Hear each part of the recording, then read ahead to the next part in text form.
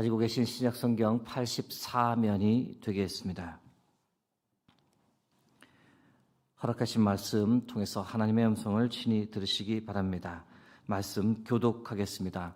이날은 준비일 곧 안식일 전날이므로 저물었을 때에 아리마대 사람 요셉이 와서 당돌이 빌라도에게 들어가 예수의 시체를 달라 하니 이 사람은 존경받는 공회원이요 하나님의 나라를 기다리는 자라.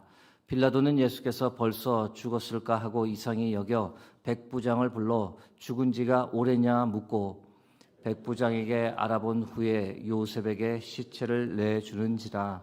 요셉이 세마포를 싸서 예수를 내려다가 그것으로 싸서 바위 속에 판 무덤에 넣어두고 돌을 굴려 무덤 문에 놓음에 막달라 마리아와 요새의 어머니 마리아가 예수 둔 곳을 보더라. 아멘. 오늘은 아리마대 사람 요셉이란 지하에 여러분과 말씀을 나누겠습니다. 오늘이 사순절 마지막 날입니다. 고난주간 마지막 토요일입니다. 사순절 기간 동안 여러분들 은혜 많이 받으셨습니까? 이번 사순절 기간 특별히 마가복음 9장부터 말씀을 보기 시작해 오늘까지 15장까지 보고 있습니다. 3월 5일 제 수요일이었는데 그때부터 오늘까지 마가복음 말씀을 나누고 있습니다. 마지막 날이니 9장부터 15장까지를 한번 정리하면 좋겠습니다. 마가복음 9장 말씀을 보시면 변화산에서 예수님께서 변형되어신 사건부터 다룹니다. 귀신 들린 아이를 고치셨고 죽음과 부활을 두 번째로 말씀하셨습니다. 그런데 제자들은 여전히 누가 큰지에 관한 논쟁을 벌였습니다. 누가 우리를 위한 사람인가라는 내용은 예수님을 따르지 않으면서 예수의 이름으로 귀신을 쫓아내던 사람들에 관한 이야기인데 예수님의 결론은 우리를 반대하지 않으면 우리를 위하는 자다라고 그냥 놔두라고 말씀하셨던 사건입니다.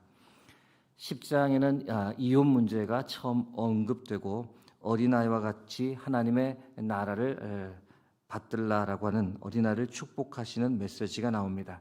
그리고 부자 청년에 관한 이야기, 죽음과 부활을 세 번째로 말씀하시는 이야기가 나옵니다. 여전히 그 와중에도 야고보와 요한은 주의 좌우편에 서고 싶다라고 하는 자신들의 욕망을 또 표현하기도 했습니다. 마지막으로 맹인 바디메오의 눈을 고친 사건이 10장에 기록되어 있습니다. 11장부터는 종려주일 고난주간에 관한 내용입니다. 낙이 타고 예루살렘 입성을 하셨고 월요일에는 열매 없는 무화과 나무 저주를 하고 성전 청결 사건을 베푸셨습니다. 화요일에는 많은 일들이 있었는데 특별히 성전에서 다양한 논쟁들이 있었습니다. 수요일에는 예수님의 머리에 항유를 붓는 사건과 베드로의 부인 예언 그리고 가룟 유다의 배신이 있었으며 마지막 목요일 저녁에서 금요일 저녁까지 유월절 전날에는 최후의 만찬, 베드로 부인 예언, 겟세마네 기도, 예수님께서 잡히셔서 신문을 받으셨고 베드로의 부인 그리고 새벽에 빌라도의 신문을 받으신 후 십자가에 못 박히시고 장사되신 사건까지 마가복음 9장에서 15장까지의 내용입니다. 오늘 말씀으로 돌아가겠습니다. 42절 말씀입니다. 이날은 준비일 곧 안식일 전날이므로 저물었을 때에 안식일 전날, 안식일을 준비하는 날 곧 금요일을 가리킵니다. 성경이 말하는 시기가 지금 딱 이때 현재 이스라엘 시기를 말합니다. 이스라엘에서는 오늘까지가 유월절이 됩니다. 지금은 일몰이 한 오후 7시경입니다. 안식일은 보통 일몰 30분 전에 촛불을 가정에서 켜며 안식일을 시작합니다. 오후 6시 30분경부터 안식일이 시작된다는 뜻입니다. 예수님은 오후 3시경 십자가에서 숨을 거두셨습니다. 유월절 시작 바로 직전에 숨을 거두셨는데 이 유대인들은 유월절에 시체들이 이 십자가에 매달려 있는 채로 있는 것이 보기가 좋지 않다 판단해 빌라도에게 가서 십자가 처형을 당한 사람을 빨리 치워달라 요청했습니다. 요한복음 19장 31절에서 34절 말씀입니다. 이날은 준비일이라 유대인들은 그 안식일이 큰 날이므로 그 안식일에 시체들을 십자가에 두지 아니하려 하여 빌라도에게 그들의 다리를 꺾어 시체를 치워달라 하니 군인들이 가서 예수와 함께 못 박힌 첫째 사람과 또 그 다른 사람의 다리를 꺾고 예수께 이르러서는 이미 죽으신 것을 보고 다리를 꺾지 아니하고 그중 한 군인이 창으로 옆구리를 찌르니 곧 피와 물이 나오더라. 다리를 꺾는 이유 어제 말씀드린 바가 있습니다마는 도망가지 못하게 하려는 의도도 있고 더 이상 숨을 쉬지 못하게 해서 빨리 질식하라고 다리를 꺾었습니다. 그런데 예수님은 이미 죽으신 것으로 확인되자 다리를 꺾는 대신 한 군인이 창으로 옆구리를 찔러 숨이 멈추었음을 재차 확인했습니다. 43절 말씀 보겠습니다. 아리마대 사람 요셉이 와서 당돌이 빌라도에게 들어가 예수의 시체를 달라 하니 이 사람은 존경받는 공회원이요 하나님의 나라를 기다리는 자라. 얼마 전 주일에 말씀드린 적이 있습니다만 예수님의 시신을 달라 요청하는 것은 결코 간단한 문제가 아니었습니다. 그래서 이 성경에 당돌히라고 표현되어 있는데 헬라어 원문으로는 감히라고 번역할 수 있습니다. 즉 총독 빌라도의 권위에 도전하는 행위로 볼 수도 있는 겁니다. 예수의 시체를 달라 하는 이 요청을 빌라도가 어떻게 해석하느냐에 따라 생명의 위협에 처할 수도 있는 문제였건만 아리마대 사람 요셉은 이 목숨을 걸고 총독 빌라도에게 예수님의 시신을 요청했던 겁니다. 참 역설적인 상황입니다. 사내들인 공회원들에 의해 예수님께서 죽임을 당했는데 다른 사내들인 공회원에 의해 장례가 치러졌던 겁니다. 아리마대 사람 요셉의 이 행동, 주님을 전심으로 사랑했기에 나올 수 있었던 행동입니다. 아리마대 사람 요셉, 과연 그는 어떤 사람이었을까? 오늘 새벽에는 이 질문에 관해 답해 보고자 합니다. 첫 번째, 아리마대 사람 요셉 어떤 사람이었는가? 부자였으며 존경받는 공회원이었습니다. 아리마대라는 것은 그의 출신지를 가리키는 말입니다. 예루살렘 서북쪽으로 약 30km 떨어진 곳에 위치한 이 사무엘의 고향이었던 라마다임 소빔이 아니겠냐라고 학자들이 추측을 합니다. 아리마대 사람 요셉 사내들인 공회원이었습니다. 전에 말씀드린 대로 유대의 최고 기관입니다. 유대인 사회에서는 이 행정권, 입법권, 사법권을 다 가진 최고 기관입니다. 대제사장을 의장으로 하고 나머지 70명으로 구성되어 있는데 그 중에 한 명이 바로 아리마대 사람 요셉이었습니다. 오늘날로 말씀드리면 국회의원 정도라고 생각하시면 되겠습니다. 부자였다고 마태복음 27장 57절에 기록합니다. 저물었을 때에 아리마대의 부자 요셉이라 하는 사람이 왔으니 다 가졌다고 해도 역시 과언이 아닙니다. 그런데 이 국민들의 존경도 받는 사람이다라고 오늘 마가복음 15장 43절이 말합니다. 여러분, 국회의원이라고 부자라고 존경을 받지는 않습니다. 존경은 나눔과 섬김, 희생의 삶을 사는 사람들에게 주어지는 타이틀입니다. 어떤 의미를 전하는 것일까?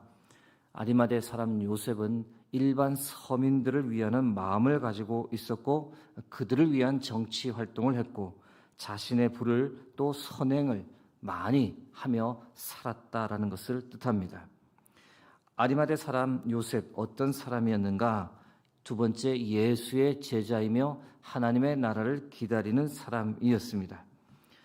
어떤 연유로 예수님을 알게 되었는지는 우리가 알 수 없으나 공회원이면서 예수님의 제자가 되는 것이 결코 쉬운 일이 아니었을 겁니다. 그럼에도 불구하고 어느 순간 예수님의 제자가 되었습니다. 요한복음 19장 38절 말씀입니다. 아리마대 사람 요셉은 예수의 제자이나 유대인이 두려워 그것을 숨기더니 이 일 후에 빌라도에게 예수의 시체를 가져가기를 구하매 빌라도가 허락하는지라 이에 가서 예수의 시체를 가져가니라. 오늘 마가복음에서는 하나님의 나라를 기다리는 자라고 아리마대 사람 요셉을 소개합니다. 니고데모와 비슷한 마음을 가졌을 것으로 보입니다. 당시 예루살렘과 성전의 이 타락한 상황을 보며 변화와 혁신이 필요하다라고 생각했고 그 변화와 혁신을 주도할 수 있는 분으로 예수님을 그 마음에 품었던 겁니다. 그리고 예수님을 직접 보았을 때 예수님에 대한 확신을 가지고 예수님의 제자가 되기로 결심했던 겁니다. 아마도 예수님께서 필요로 했던 많은 것을 직간접적으로 도와드렸을 것으로 합리적으로 추론해 볼 수 있습니다. 아리마대 사람 요셉, 어떤 사람이었는가? 마지막 예수님의 장례를 치렀던 사람입니다. 장례를 치렀던 행동은 참 대단한 믿음의 행동이었습니다. 여러분, 제자들은 잡히면 죽을까 봐 다 도망쳤습니다. 이 상황에서 예수의 제자임을 드러내는 것이 좋을 것 하나 없습니다. 그런데 오히려 아리마대 사람 요셉은 예수님의 제자임을 숨기고 있다가 예수님께서 돌아가시고 나자 정반대로 그때 자신의 정체성을 세상에 드러내었습니다. 나는 이분을 추종하는 제자다라고 공공연하게 세상에 알렸습니다. 여러분, 추종하던 분이 죽었습니다. 모른 척하면 될 일입니다. 그런데 아리마대 사람 요셉은 오히려 그때 자신을 드러내었습니다. 무엇을 말하는 것일까?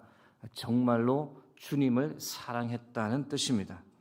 주님에 대한 기대가 모두 물거품이 되었지만 한때 마음에 품고 모셨던 분의 장례를 꼭 치러드려야겠다라는 결심을 했다는 것, 아무나 할 수 있는 행동은 아닙니다. 46절 말씀입니다. 요셉이 세마포를 싸서 예수를 내려다가 그것으로 싸서 바위 속에 판 무덤에 넣어두고 돌을 굴려 무덤 문에 놓음에. 장례는 빨리 진행되어야 했습니다. 6월절이 시작되기 전까지 약 3시간가량의 시간이 있는 상황이었습니다. 빌라도에게 가 예수님의 시신을 요구하고 사람을 불러 모아 예수님의 시신을 수습하고 시신을 장사하기 위해 필요한 물품을 급히 구해오고 빈 동굴 무덤에 장사하기까지 아리마대 사람 요셉은 땀을 뻘뻘 흘렸을 겁니다. 피범벅이 되어 돌아가신 예수님의 시신을 만지며 자신의 의복과 손에도 피로 얼룩졌을 터인데 그는 전혀 아랑곳하지 않았습니다. 여러분, 동굴묘에 관해 한번 생각해 보겠습니다. 동굴묘는 주로 경제적인 여유가 있는 사람들이 가질 수 있었던 묘지 형태입니다. 왜냐하면 준비하는데 시간도 많이 걸리고 돈도 많이 들기 때문입니다. 그런데 예수님께서 묻히셨던 무덤, 아마도 아리마대 사람 요셉이 미래에 사용하기 위해 미리 준비해둔 동굴묘로 보입니다. 누구를 위해 준비해 두었을까요? 아마도 연로하신 부모님을 위한 것일 수도 있고 아니면 자신을 위해 준비해 둔 것일 수도 있습니다. 그러나 요셉은 한치의 망설임도 없이 그곳에 바로 예수님을 모셨던 겁니다. 주를 사랑하는 그의 마음을 분명하게 발견할 수 있는 순간입니다. 이제 말씀을 맺고자 합니다. 제자들도 다 도망쳐 버린 마당에 마지막까지 주의 곁을 지켰던 아리마대 사람 요셉의 삶을 생각해 봅니다. 세상이 그리고 우리가 얼마나 이기적이고 욕심이 많은지 모릅니다. 내게 이득이 되지 않으면 금방 관심을 꺼버리고 돌아서 버립니다. 위기가 다가오면 어느 누구도 책임지려고 하지 않고 발뺌을 합니다. 우리는 어떻습니까? 우리도 세례를 받은 예수님의 제자들입니다. 그런데 예수님을 믿는다라고 하며 예수님의 제자라고 하며 위기의 순간에 우리는 예수님을 혹 모른 척하지는 않습니까?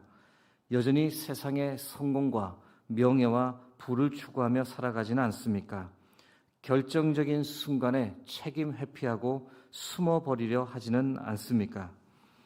사랑하는 성도 여러분, 아리마대 사람 요셉에게서 예수님의 제자는 어떻게 살아야 하는지를 우리가 배우게 됩니다. 세상에 자신이 누구인지를 당당하게 드러내었던 예수의 진정한 제자, 주를 끝까지 사랑했던 사람, 희생과 섬김, 헌신과 나눔의 삶을 살았던 아리마대 사람 요셉.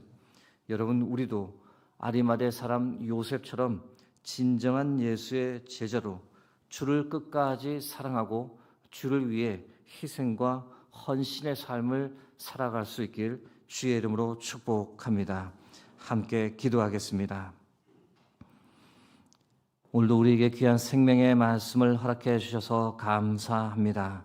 말씀을 통해 우리의 삶을 되돌아봅니다. 아리마대 사람 요셉을 묵상하며 우리의 현 위치가 어떠한지 생각해 봅니다. 우리의 얄팍한 믿음, 우리의 연약한 믿음 하나님 다시 한번 붙잡아 주시고 우리도 주의 제자로 이 세상에서 당당하게 우리를 드러내고 주를 끝까지 사랑하며 헌신과 희생과 나눔의 삶을 살아갈 수 있도록 우리의 일생을 붙잡아 주옵소서. 모든 영광을 주께 드리며 예수 그리스도의 이름으로 기도드립니다. 아멘.